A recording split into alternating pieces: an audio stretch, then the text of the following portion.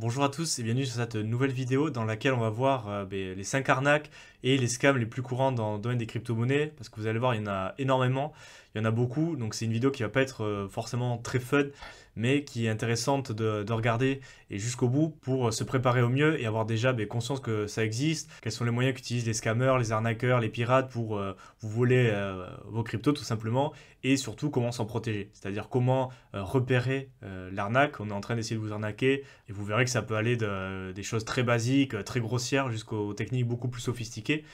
Et comment tout simplement réagir au mieux quand il vous arrive ce genre de choses. Donc on va voir ça tout de suite.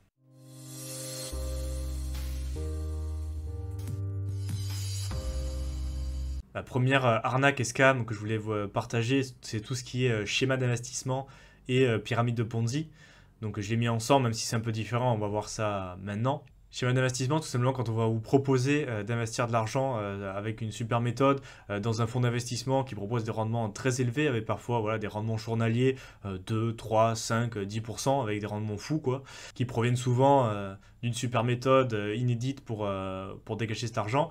Et ce qui se passe au final, c'est que l'argent n'est pas investi, ils gardent l'argent. Peut-être que sur la plateforme, vous allez voir des rendements arriver journalièrement, mais au moment où vous voulez retirer l'argent, c'est là où il y a un problème. C'est-à-dire, vous faites un dépôt, vous faites deux autres dépôts, vous voyez de l'argent qui commence à grossir, à des gros rendements, et au moment où vous voulez retirer l'argent, tout simplement, il y a soit pas la fonctionnalité, soit ça ne marche pas, soit on va vous dire oui, mais attendez, parce que actuellement on a un petit problème, renvoyez un peu plus d'argent, on verra par la suite. Et au final, jamais vous récupérez cet argent-là. Donc, toutes les plateformes qui proposent des rendements qui vous paraissent trop gros ou trop beaux pour être vrais, c'est que c'est souvent le cas. Donc faites attention. Et le mieux, ça va être encore de rester sur des plateformes connues qui proposent, si vous voulez le faire, même bien que c'est pas évident et tout ce qui se passe actuellement sur les plateformes centralisées, qui proposent peut-être un peu moins de rendement, qui sont plus connus. Mais qui vous donneront plus de sécurité. C'est-à-dire, allez pas chercher des plateformes inconnues, anonymes, que personne connaît, enregistrées en Russie. Voilà, c'est le meilleur moyen pour perdre de l'argent.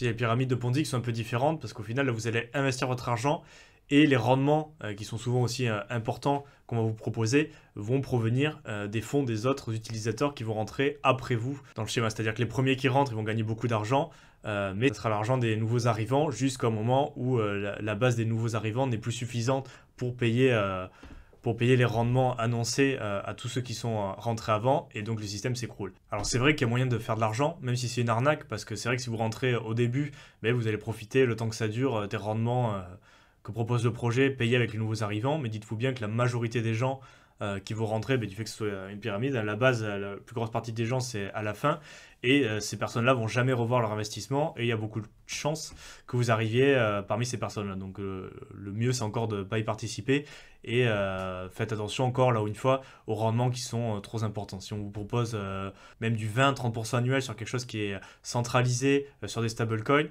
on a vu dernièrement que ça pouvait être problématique, voilà, même sur des plateformes décentralisées. Donc faites attention, et le maître mot, c'est que si c'est trop beau pour être vrai, c'est que ça l'est.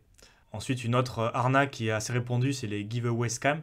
Donc c'est-à-dire les gens qui vont prétendre et se faire passer pour une grosse entreprise souvent ou un projet crypto qui vous promettent vous d'envoyer quelque chose gratuitement, donc un NFT, des cryptos gratuites. Mais avant de ça, il faut que vous participiez à un whitelisting ou à liste blanche, ou pour vous inscrire, il faut toujours envoyer des fonds et de manière assez conséquente. Donc là, c'est quelque chose d'assez basique, mais c'est quand même un peu bizarre. Si on veut, si on veut vous donner quelque chose de gratuitement, vous devez d'abord payer pour l'avoir. Et si c'est en plus d'une entreprise connue ou d'un projet assez connu, souvent l'information devrait être vérifiable facilement sur internet. Donc si vous recevez un message, un mail en vous disant que voilà, il y a Microsoft, il y a Apple, il y a je sais pas quelle grosse entreprise très connue va lancer un projet et vous pouvez obtenir quelque chose gratuitement, vous devez facilement pouvoir trouver l'information sur internet. Si vous la trouvez pas, c'est que c'est une arnaque tout simplement.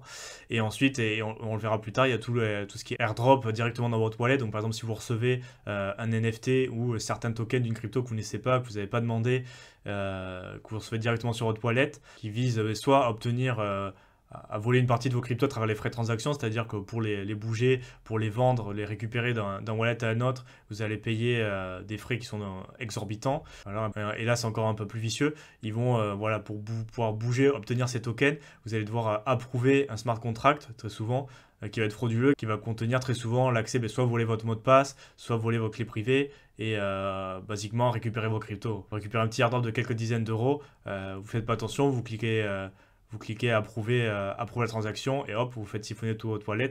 Donc ça, faites très attention. Quand voilà, vous recevez un NFT ou des coins, des tokens que vous n'avez pas forcément sollicité, vous ne savez pas d'où ça vient, à quoi ça correspond, il y a de grandes chances que ça soit un scam. Donc le mieux c'est encore de ne pas interagir avec ces cryptos. Alors du coup, elles resteront sur votre adresse, mais le mieux c'est si c'est un web wallet ou un portefeuille à froid, de masquer tout simplement ces coins-là pour ne plus les voir et voilà, on les laisse sur l'adresse, on n'y touche pas et il ne devrait pas y avoir de problème.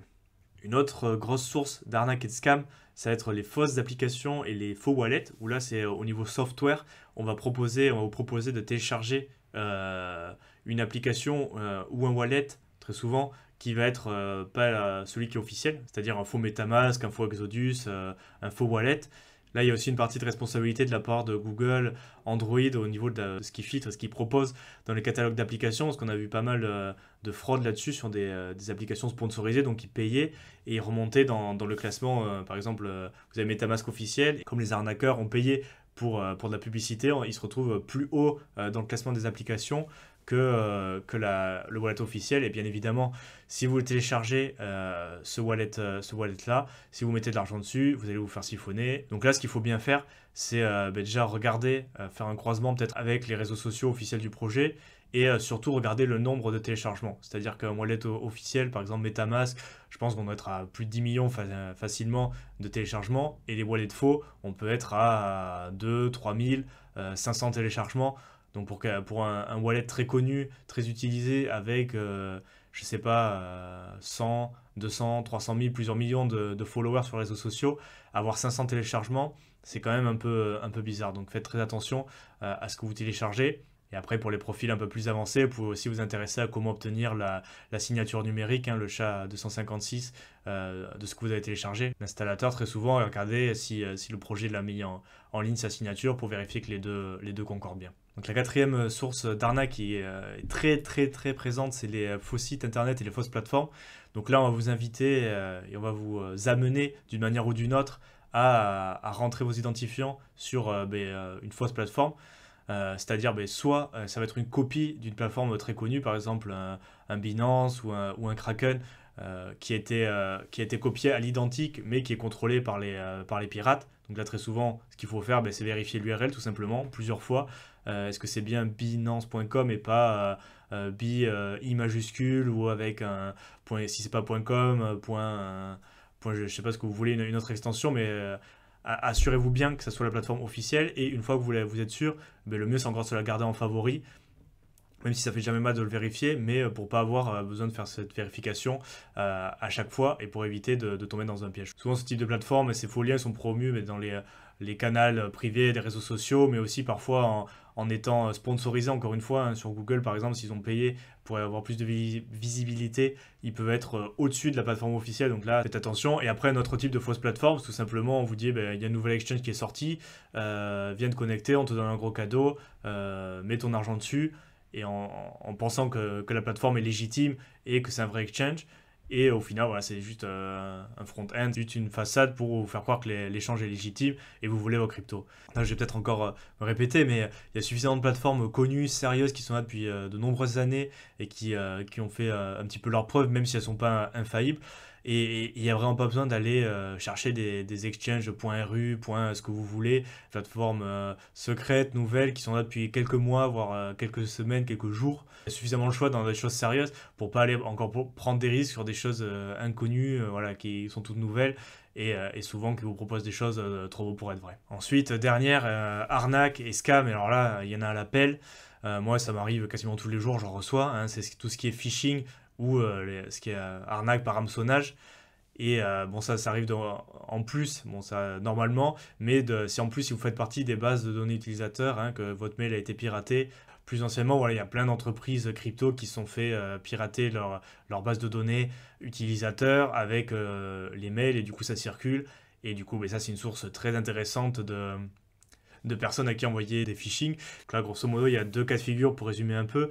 Soit ils vont essayer de se faire passer pour une plateforme officielle, justement, qui soit fait pirater ou non d'ailleurs, et dire bah, il y a eu un problème sur votre compte, donc connectez-vous vite parce que vous avez fait une demande de virement, ou problème de sécurité, connectez-vous vite. Il y a toujours cette notion d'aller vite. Et c'est quelque chose de très urgent qu'il faut se connecter rapidement pour ben, voilà, mettre en place un climat un peu de peur, d'anxiété, de stress et du coup de complètement couper le côté rationnel. Et ça, ils le savent très bien. C'est pour ça, dès qu'il y a un message qui vous incite à faire des choses rapidement, vite, si vous n'avez pas tout votre argent, ou même si c'est quelqu'un qui vous appelle en disant clique vite, fais ça, en général, les supports clients ils sont déjà suffisamment difficiles à joindre par mail, par chat, pour que quelqu'un vous appelle par téléphone. C'est vraiment qu'il doit y avoir un problème, si vous voyez ce que je veux dire. Et ensuite, tout ce qui va être cliquer sur les liens, cliquer sur des mails qui ne sont pas forcément de plateforme crypto, à travers des chats, à travers des réseaux sociaux, souvent dans les télé. Si vous êtes sur les groupes Telegram, il y en a plein. Les Discord, c'est pareil. Et par mail aussi, c'est-à-dire si vous recevez un mail dont vous ne savez pas qui est l'expéditeur et qui vous promet des choses, ou voilà, tout simplement, cliquez pas sur le lien, déjà cliquez pas sur le mail, ensuite ne cliquez sur, si vous l'ouvrez, ne cliquez sur aucune image, aucun lien, et mettez-le directement en spam.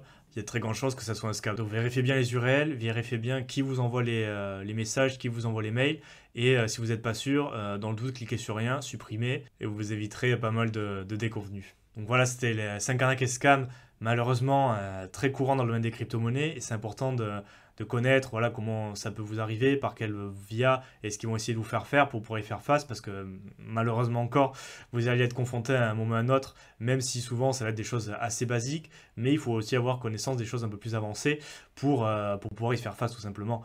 Et donc, encore une fois, c'est important de se former et de bien prendre en compte tout l'aspect sécurité et pas cliquer sur les liens, pas faire n'importe quoi et se former à tout ce qu'on peut mettre en place justement pour éviter déjà d'être en premier lieu cible de ces attaques, de protéger bien ses données personnelles et mettre en place des pratiques sur le long terme qui vont protéger tout simplement vous et vos actifs. Donc voilà, si vous êtes débutant, vous ne savez pas trop par où commencer, que ça vous fait un peu peur tout cet aspect technologique, comment s'en protéger, mais aussi les bases de l'investissement dans les crypto-monnaies, vous pouvez télécharger gratuitement mon e-book dans la description de la vidéo. Je le recevrez par mail immédiatement, donc n'hésitez pas. Dites-moi en commentaire aussi si ça vous a plu, que vous souhaitez d'autres vidéos dans ce genre ou d'autres thèmes aussi, on va le traitera si c'est demandé. Et je vous laisse et on se retrouve dans une prochaine vidéo. À bientôt.